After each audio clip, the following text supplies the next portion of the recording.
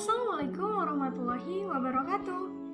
Perkenalkan, nama saya Ulfa Yoniar dengan NIM 228611923 dari kelas PPKN 4A 2019. Yang saya hormati kepada Bapak Iqbal Nurrahman MPD selaku dosen pengampu dari mata kuliah Sistem Politik Indonesia serta teman-teman yang berbahagia. Pada video kali ini dan presentasi kali ini saya tujukan untuk memenuhi ujian akhir semester dari mata kuliah Sispolin. Baik, di sini saya akan menjelaskan buku 1 yang berjudul Postert karangan dari Lam Sinshayer. Di sini saya akan menjelaskan bab 6 yang berjudul Did Postmodernism Lead to Postert?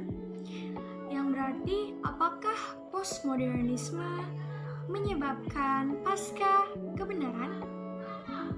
Untuk mengetahui jawabannya, marilah kita simak penjelasan berikut ini. Baik, langsung saja. Pada slide 1 ini saya akan membahas mengenai postmodernisme dan juga pasca kebenaran, di mana beberapa orang telah mengusulkan beberapa solusi dari pasca kebenaran ini untuk beralih ke akademisi, di mana konsep postmodernisme ini telah ada sejak dulu dan telah ada berabad-abad yang lalu dan juga telah diterapkan pada seni, arsitektur, musik, sastra, dan juga usaha dan lain sebagainya. Telah dibuktikan selama bertahun-tahun tentang sebuah standar bukti, pemikiran kritis, bias kognitif, skeptisme, dan lain sebagainya. Oleh karena itu, sangat memalukan untuk mengakui bahwa salah satu akar yang paling menyedihkan dari fenomena pasca kebenaran ini tampaknya datang langsung dari sebuah perguruan tinggi atau universitas-universitas. Selanjutnya, marilah kita beralih kepada slide 2 mengenai tesis-tesis tentang postmodernisme, di mana tesis yang pertama ini dipelopori oleh Frederick dan juga Alexis yang menggambarkan bahwa sebuah skeptisme radikal semacam ini merupakan sebuah gagasan-gagasan. Dari tesis pertama ini, dari pemikiran mereka sebagai seorang filsuf yang berpendapat bahwa tentang kebenaran, yaitu bagaimana kita menyadari bahwa sebuah gagasan tentang sesuatu yang mutlak dan objektif, kebenaran merupakan sebuah tipuan yang filosofis, di mana salah satu alternatif merupakan posisi yang disebut perspektivisme, yang berupa gagasan tidak ada satu jalan yang objektif di dunia ini, hanya sebuah perspektif tentang seperti apa kita di dunia ini. Berlanjut kepada tesis yang kedua, yaitu dipelopori oleh Michael Foucault, yang juga menyatakan bahwa sebuah kehidupan masyarakat kita ini ditentukan oleh adanya sebuah bahasa. Tetapi bahasa itu sendiri ditembakkan dengan hubungan kekuasaan dan juga didominasi. Pada tesis kedua ini, beliau menegaskan bahwa setiap pengakuan kebenaran tidak lebih dari sebuah cerminan ideologi politik mereka. Nah, ini berarti bahwa pada dasarnya semua klaim pengetahuan ini benar-benar hanya sebuah pernyataan dari wewenang. Mereka adalah sebuah taktik intimidasi yang digunakan oleh yang kuat untuk memaksa mereka yang lebih lemah untuk menerima ideologi yang mereka lihat.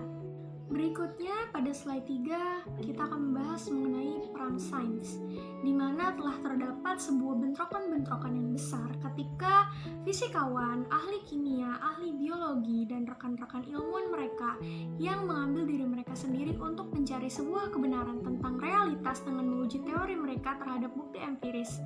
Muncul sebuah perlawanan yang dinamakan konstruktivis sosial. Pada perang sains ini, di mana sekitar tahun 1994, Paul Gross merupakan seorang ahli biologi dan Norman Leavitt, seorang matematikawan, menerbitkan sebuah buku yang berjudul The Academic Life and its Quarrel with Science, di mana itu berarti bahwa saya adalah polemik dan sebuah campur tangan. Mereka mengklaim bahwa pasca modernisme ini adalah sebuah omong kosong dan itu sedang dipraktikkan oleh orang-orang dari humaniora yang hampir tidak tahu apa-apa tentang bagaimana sains ini dapat bekerja dengan seutuhnya. Baik, kita berlanjut kepada slide 4, yaitu mengenai tipuan Sokal, di mana pada tahun 1996 terdapat seorang fisikawan yang bernama Alan Sokal yang menerbitkan sebuah campuran permen kapas tentang sebuah klise postmodernisme yang menjilat dan omong kosong yang menaikkan alis tentang mekanika kuantum yang berjudul Melanggar Batas menuju Hermeneutika Transformatif Gravitasi Kuantum. Sokal menggambarkan makalahnya sebagai sebuah campuran dari adanya Derrida dan relativitas umum, kemudian Lacan dan topologi, serta irigaray dan juga gravitasi kuantum, di mana kemudian disatukan dengan sebuah referensi samar-samar untuk nonlinear, flux, serta keterkaitan. Berlanjut kepada slide selanjutnya, yaitu slide 5, yaitu mengenai postmodernisme pada sayap kanan, di mana klaim bahwa postmodernisme ini membantu dan juga mendukung penolakan sains sayap kanan yang dibuat pada tahun 2011 oleh Judith Warner dalam artikel yang berjudul Ilmu Pengetahuan Bebas Fakta. Di mana pada artikel ini Warner mengatakan bahwa mempertanyakan sebuah fakta yang diterima, mengungkapkan mitos dan juga politik di balik kepastian yang mapan adalah sebuah taktik langsung dari buku pedoman sayap kiri.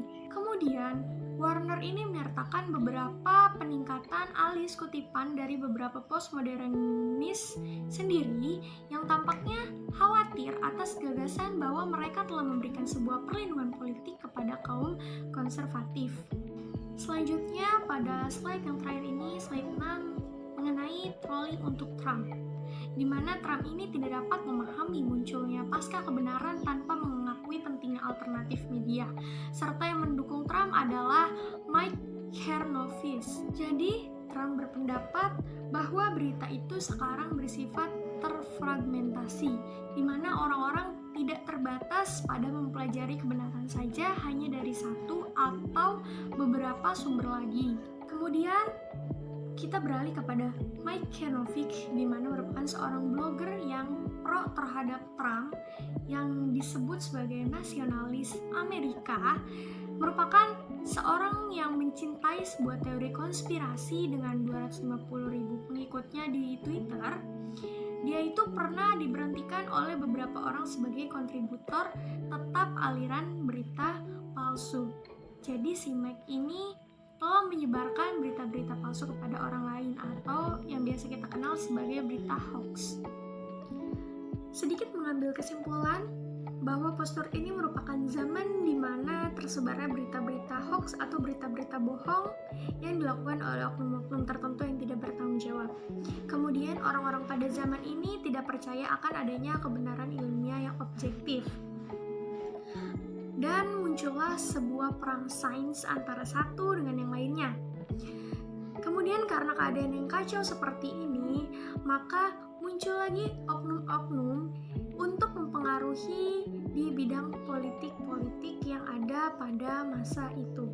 Baik, mungkin itu saja yang dapat saya sampaikan. Kurang lebihnya mohon maaf apabila terdapat kesalahan baik dalam pelafalan maupun pengucapan. Terima kasih atas perhatiannya.